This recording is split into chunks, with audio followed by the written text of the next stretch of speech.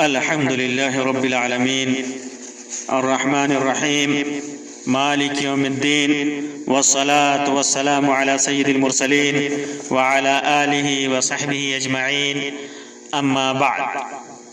محترم سامعین و ناظرین، آج کی اس مجلس میں میں طہارت اور پاکی کی اہمیت کے سلسلے میں چند باتیں رکھوں گا. طہارت کی بڑی اہمیت ہے. اسلام نے ہر موقع سے طہارت، نظافت، پاکی اور صفائی کا اہتمام کیا ہے. ہر موقع سے اس کا اہتمام کیا ہے.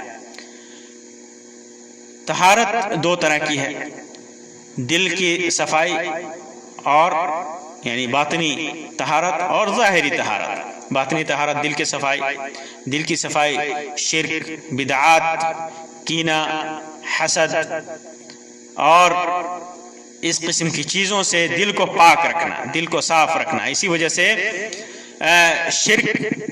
شرک باطنی گندگیوں میں سے سب سے بڑی گندگی ہے، اور ایسی گندگی ہے کہ جس کی معافی اللہ تبارک و تعالیٰ کے ہاں معاف نہیں ہے. اسی طرح معافی نہیں ہے. اسی طرح کفر یہ ایک ایسی گندگی ہے جو اللہ تبارک و تعالیٰ کے ہاں معاف نہیں ہے.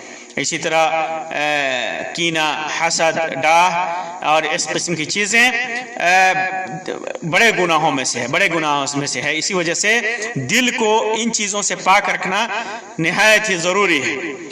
اسی طرح طہارت ظاہرہ، ظاہری طہارت جیسے جسم کو پاک صاف رکھنا، گھر کو پاک صاف رکھنا، کپڑوں کو پاک صاف رکھنا، راستوں کو پاک صاف رکھنا اور دیگر جگہوں کو جہاں انسان اٹھتا ہے، بیٹھتا ہے، کھاتا ہے، پیتا ہے، ان چیزوں کو پاک صاف رکھنا، استعمال کی جانے والی چیزوں کو پاک صاف رکھنا، اس کا بھی اسلام نے اس کی طرف بھی ترغیب دلائی ہے. اسی وجہ سے فرمایا کہ الطہور شطر الایمان. اللہ کے رسول صلی اللہ علیہ وسلم نے صحیح مسلم کی روایت ہے، فرمایا کہ الطہور شطر الایمان، طہارت آدھا ایمان ہے. یعنی انسان اگر طہارت حاصل کر لے تو گویا اس نے آدھا ایمان مکمل کر لیا، آدھا ایمان وہ پا لیا. تو طہارت جو ہے عقیدے کے ساتھ ساتھ جسم کی طہارت بھی، نظافت بھی ضروری ہے. اور طہارت کے سلسلے میں اللہ تبارک و تعالیٰ طاہر اور پاک رہنے والوں کو کتنا پسند فرماتا ہے. وہ خود فرماتا ہے ان اللہ یحب التوابین ویحب المتطہرین. اللہ تبارک و تعالیٰ توبہ کرنے والوں سے محبت کرتا ہے اور پاک صاف رہنے والوں سے محبت کرتا ہے. اور اسی طرح اللہ تعالیٰ نے فرمایا یرید لیطہرکم، اللہ تعالیٰ چاہتا ہے کہ تجھے پاک رکھے. اسی طرح فرمایا والذی ارسل الریاح بشرا بین یدی رحمتہ وانزلنا من السماء ماء طہورا. طاہر پانی اللہ تبارک و تعالیٰ نے نازل فرمایا ہے آسمان سے تاکہ انسان اپنی پیاس کے ساتھ ساتھ اپنی ضروریات کے ساتھ ساتھ طہارت اور پاکی بھی حاصل کرے. اور یہ معلوم ہو کہ صرف بدن کی نظافت اور بدن کی طہارت پر اسلام نے صرف نہیں ابھارا ہے، بلکہ اس کے ساتھ ساتھ لباس وغیرہ کی طہارت پر بھی ابھارا ہے. اللہ تعالیٰ فرماتا ہے، اللہ کے رسول صلی اللہ علیہ وسلم کو حکم دیتے ہوئے وَثِيَابَكَ فَطَّهِّرْ، اپنے کپڑوں کو پاک رکھیے. اسی وجہ سے کپڑوں کے ساتھ ساتھ مکان، جگہ اور ماحول جس کے اندر انسان جیتا ہے، اپنی گلی، جس گلی میں رہتا ہے، جس شہر میں رہتا ہے، سب کو پاک اور صاف رکھنا یہ ایمان کا حصہ ہے. ایمان کا حصہ ہے، اللہ سے تقرب کا ذریعہ ہے. اسی وجہ سے آپ دیکھیں گے کہ صحیح بخاری اور صحیح مسلم کی روایت میں جیسا کہ اللہ کے رسول صلی اللہ علیہ وسلم نے راستے سے کسی چیز کو ہٹا دینا جو تکلیف دہ ہو، نقصان دہ ہو، اس کو بھی صدقہ قرار دیا ہے. اللہ کے رسول صلی اللہ علیہ وسلم فرمایا وَتُمِيتُ الْأَذَى عَنِ الطَّرِيقِ صَدَقَةٌ، اگر راستے سے تکلیف دہ چیز کو، گندی چیز کو ہٹا دو تو یہ صدقہ ہے. اسی طرح ماحول کو پاک و صاف اور طاہر رکھنے کے سلسلے میں اللہ تعالیٰ کے رسول صلی اللہ علیہ وسلم نے فرمایا کہ اتقوا الملاعن الثلاث، تین لعنت والی چیزوں سے بچو، تین لعنت والی چیزوں سے بچو. کیا؟ راستے میں البراز فی الموارد، آنے جانے والی جگہوں میں پیشاب اور پاخانہ کرنے سے بچو. وقارعۃ الطریق، اور موارد راستے میں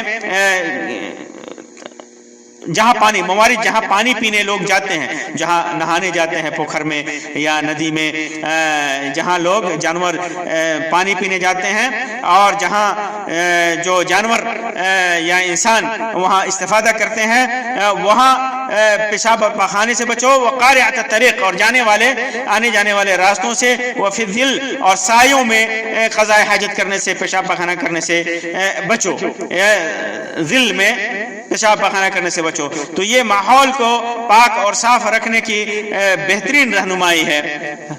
اسی طرح جو پانی ٹھہرا ہوا ہو اس کے اندر اللہ کے رسول صلی اللہ علیہ وسلم نے پیشاب کرنے سے منع فرمایا۔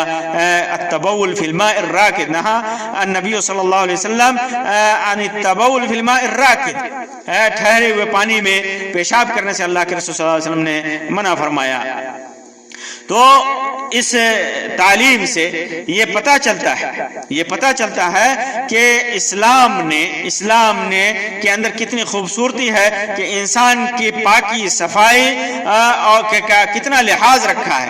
صرف انسان کا جسم ہی نہیں بلکہ اس کا کپڑا، اس کا رہن سہن، عقیدے کے ساتھ ساتھ ظاہری چیزیں، گھر، شہر، ملک، ہر چیز کو پاک اور صاف رکھنے کا حکم دیا ہے، طاہر رکھنے کا حکم دیا ہے، اور اس کے ایمان کا حصہ قرار دیا ہے، ایمان کا تقاضا قرار دیا ہے۔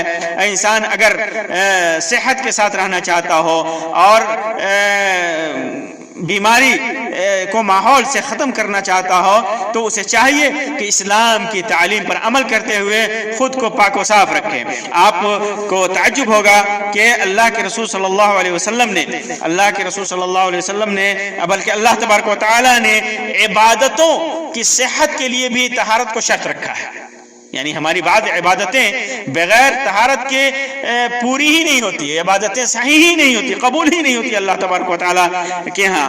جیسا کہ اللہ کے رسول صلی اللہ علیہ وسلم نے ارشاد فرمایا، لا تقبل صلاة بغیر طہور ولا صدقة من غلول، اور بعض روایتوں میں ہے لا يقبل اللہ صلاة بغیر طہور ولا صدقة من غلول، اللہ تبارک و تعالی نماز کو بغیر طہارت کے قبول نہیں فرماتا، اور صدقہ حرام مال سے، چوری کی ہوئے مال سے قبول نہیں فرماتا۔ تو طہارت کے بغیر نماز نہیں ہے۔ اسی طرح طواف وغیرہ کا معاملہ ہے، بغیر طہارت کے انسان نہیں وہ چیز نماز نہیں پڑھ سکتا، بغیر طہارت کے طواف خانہ کعبہ نہیں ادا کر سکتا۔ اسی طرح انسان کے جسم میں اگر گندگی نجاست لگی ہوئی ہے تو اسے قرآن مجید چھونے کی ممانعت ہے۔ بعض روایتوں میں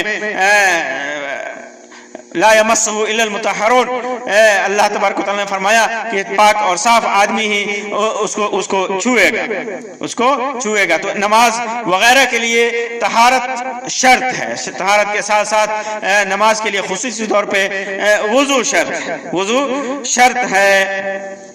تو یہ طہارت جسمانی ہو یا عقیدے کی طہارت ہو، اس کے بغیر عبادتیں قبول نہیں ہوتی، اور اس کے بغیر ایمان مکمل نہیں ہوتا۔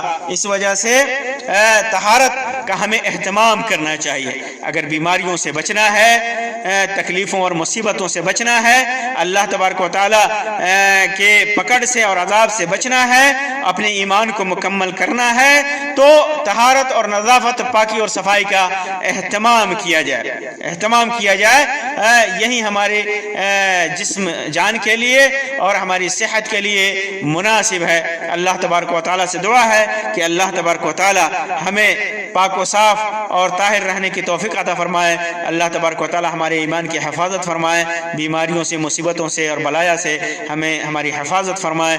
آمین یا رب العالمین، وآخر دعوانا ان الحمد للہ رب العالمین، وصلی اللہ علی خیر خلقہ وسلم، والسلام علیکم ورحمۃ اللہ وبرکاتہ۔